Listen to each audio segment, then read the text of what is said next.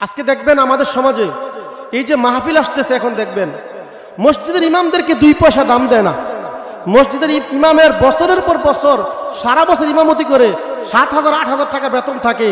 আর আজকে যে ইমাম যে ওয়াজটা করে প্রত্যেক সপ্তাহে, ওই ইমামকে সুযোগ না দিয়া, পর্যাপ্ত সম্মান না দিয়া, আজকে দেখবেন ভাইরাল বক্তা আনে, লক্ষ লক্ষ টাকা দিয়ে ভাইরাল বক্তা আনে, হাজার হাজার টাকা দিয়ে ভাইরাল বক্তা আনে।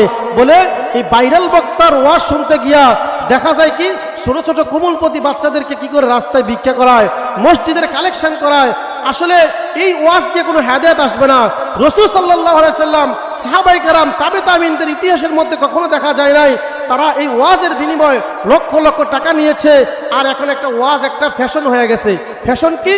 হেদায়েতের উদ্দেশ্যে কেউ ওয়াজ মাহফিল করে না, বলে কালেকশনের উদ্দেশ্যে টাকা ইনকাম করে। এবং কি এই বক্তারাও পর্যন্ত কি করে, গলা কাটা বক্তারা, তারা হেদায়েতের উদ্দেশ্যে ওয়াজ করে না, টাকা ইনকাম করার উদ্দেশ্যে ওয়াজ করে। এখন শীতকাল আসতেছে, দেখবেন তাদের এরকম তাকাব্বুরি বেড়ে যাবে, বলবে 50,000 টাকা দিলে যাব, 1,000 টাকা দিলে যাব। কিন্তু আসলে ভাই এই ওয়াজ দ্বারা কোনোদিন পরিবর্তন হবে না, দিল পরিবর্তন হবে না, অন্তর পরিবর্তন করতে হবে না। এজন্য কমিটিও ঠিক হইতে হইবে। ওয়াজ যারা করবে এরকম ওয়াজ আনতে হবে যাদের ইখলাস, নিয়ত সঠিক থাকে। আল্লাহ পাক রব্বুল আলামিন আমাদেরকে সঠিক বুঝ দান করুন।